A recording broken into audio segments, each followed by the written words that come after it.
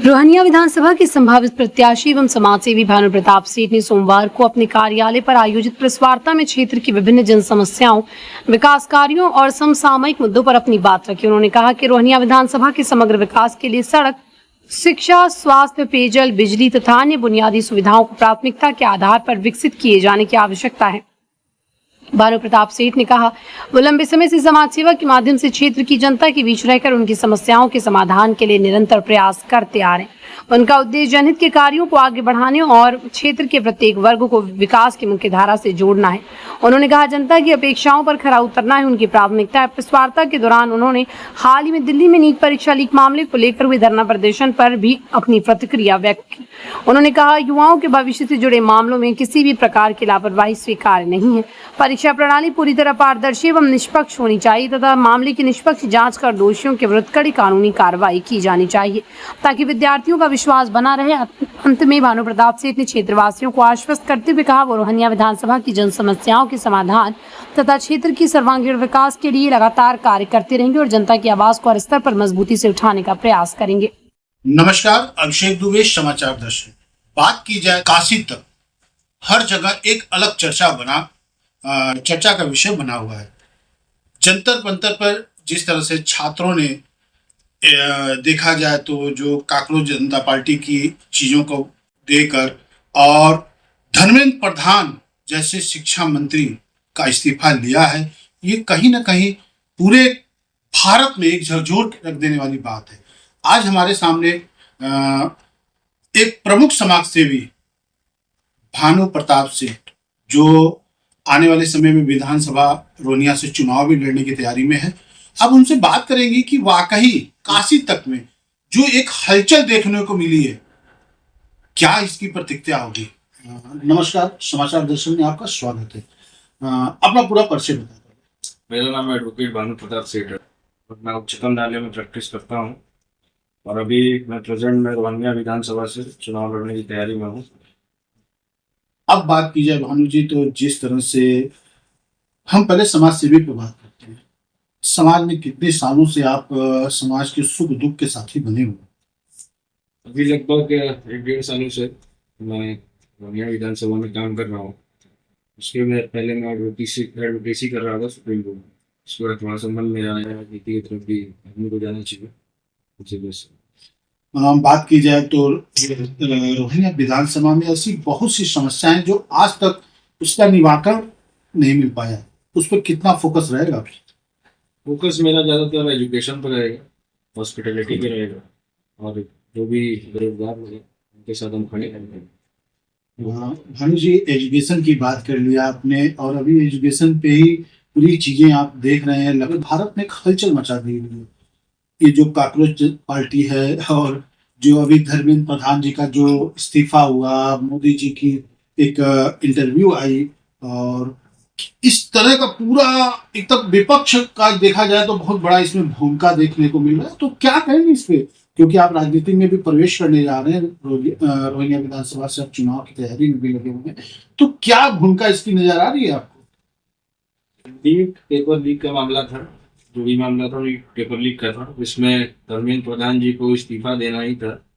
तो उन्होंने दिया तो सही किया, हम देश के साथ खड़े हैं। सरकार अच्छा की है तो अच्छा कार्य कर रही है सेंट्रल में भी। तो पेपर लीक हो जाना तो गलत है, किसी भी चीज़ का पेपर लीक हो जाता। पुरानी सरकारों में भी पेपर लीक हुआ है, ऐसा नहीं है।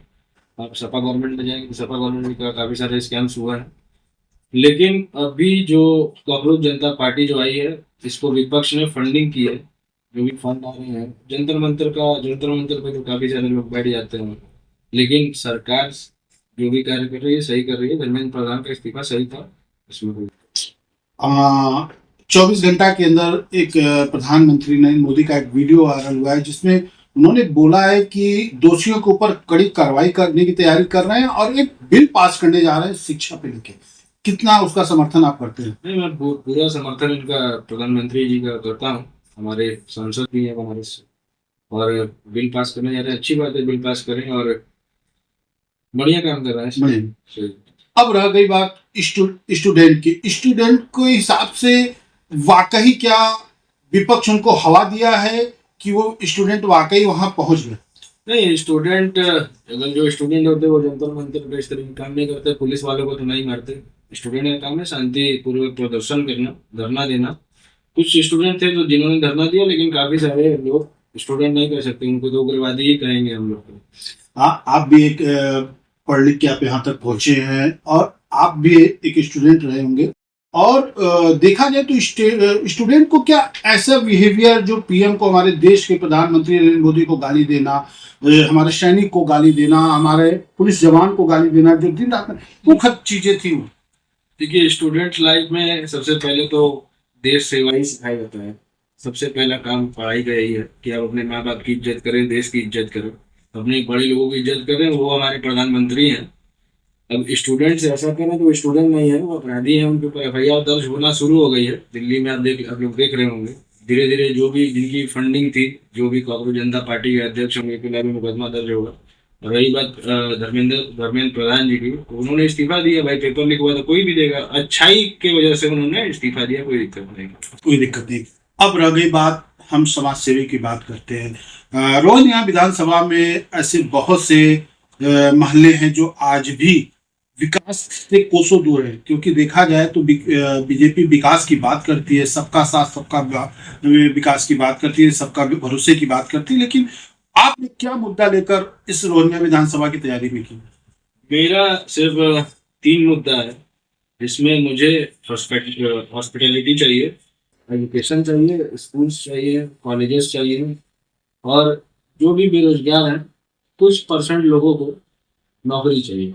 गवर्नमेंट नौकरी 5% दे दीजिए, रोनिया में 5% दे दीजिए। या कोई कंपनी एक हमारी आ जाए, टाटा आ जाए या फिर महिंद्रा आ जाए, जिसमें लोगों को रोजगार मिल सके, धीरे धीरे विधानसभा आगे बढ़ सके। भानु प्रताप जी, आरक्षण को कितना सपोर्ट करते हैं? आरक्षण तो कॉन्स्टिट्यूशन की लेनी, जो कॉन्स्टिट्यूशन कहता है हम उस पर काम करते हैं, बाकी हमारे ऐसा कोई ऐसा स्टूडेंट की अब मांग हो गई है कि अभी तो धर्मेंद्र प्रधान का इस्तीफा लिए, अब आरक्षण की बात करेंगे, पीएम का इस्तीफा लिए। क्या लगता है कि वाकई ये चीजें जो और आगे बढ़ेगी? नहीं, पीएम का इस्तीफा लेना तो उतना आसान नहीं है, आगे बढ़ सकती है। कॉकरोच जनता पार्टी के अध्यक्ष हैं, जो चाहे वो करें, जंतर मंत्र कितने दिन बैठेंगे। लेकिन ये बात जो नीट पेपर की बात थी, जो जंतर मंत्र पे जिस वजह से आंदोलन हो रहा था, वो नीट पेपर को लेके हो रहा था। बाकी अगर कोई चीज करेंगे उसके लिए हमारे प्रधानमंत्री है, होम मिनिस्टर है योगी जी, बाकी सारी चीजें देखी जाएगी। आपके नजर से क्या एक कानून ऐसी होनी चाहिए जो स्टूडेंट लाइफ को एक बेटर प्लेटफॉर्म मिले और उनके गार्जियन उनके चीजों को जो वो सोच के बैठे हैं उनका उस पर वो कामयाबी मिले?